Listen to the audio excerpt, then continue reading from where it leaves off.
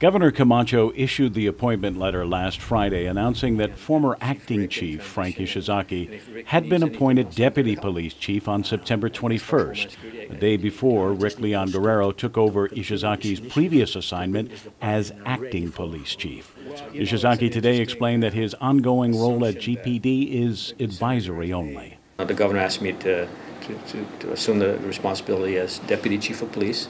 And that's just to help GPD and Chief Rick in transition. And if Rick needs anything else, I'm there to help. As far as Homeland Security, I continue to do that. And that's where it's at.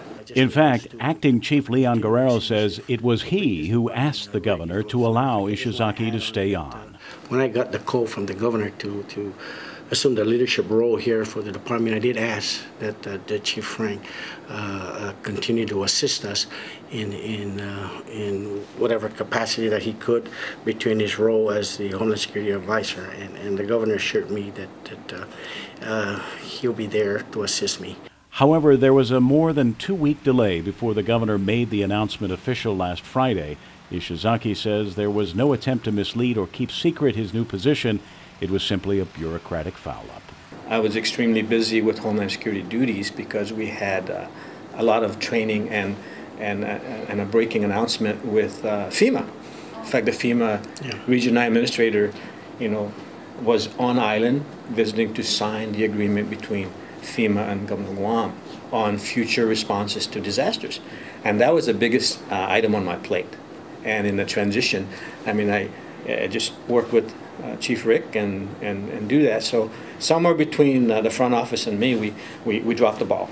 So I accept responsibility for that.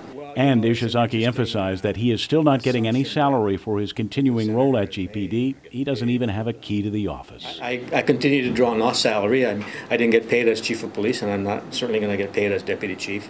And I think people should know that I love GPD.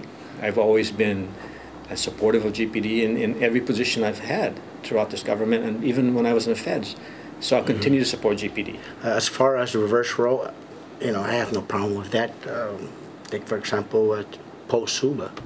We're working fine with him. When he was here first as chief the first time around, he's been pushing a lot of things to get the department ready for the military build-up. Carried on to Chief Paul. And now I just need those two to continue this initiative to bring this department ready for the challenges of the build-up. However, the legislature's Public Safety Committee Chairman, Senator Adolfo Palacios, is not comfortable with the way the appointment was made.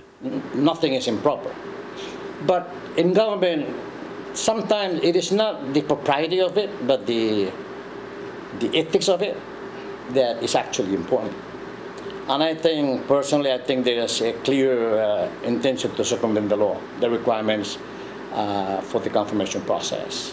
And Senator Palacios points out that while the acting chief's position does not require legislative confirmation, it still does require a drug test, a psychological test, and a polygraph. You're talking about legal ramification. If this individual, for example, reprimands somebody, signed by himself, or at some point signed a general order, I'm not an attorney, but I would say that general order is not valid because the source is not valid.